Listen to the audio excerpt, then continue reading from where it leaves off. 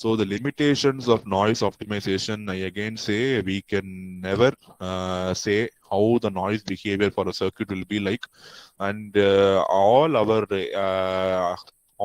theory will point to device should have minimum noise factor or minimum noise figure.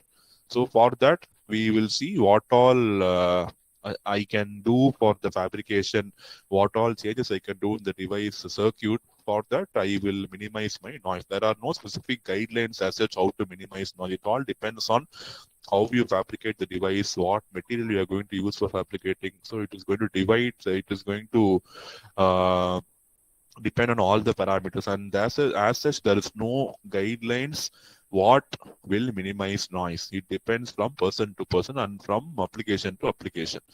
And also power consumption is a very important aspect when you go for high frequency devices, because high frequency device operate at a very high power. So at very high power levels the device may become non-linear. Non-linearity will lead to noise. That one thing has to be taken care. So when you are going to use at a high power, the noise figure value will also be tend to increase.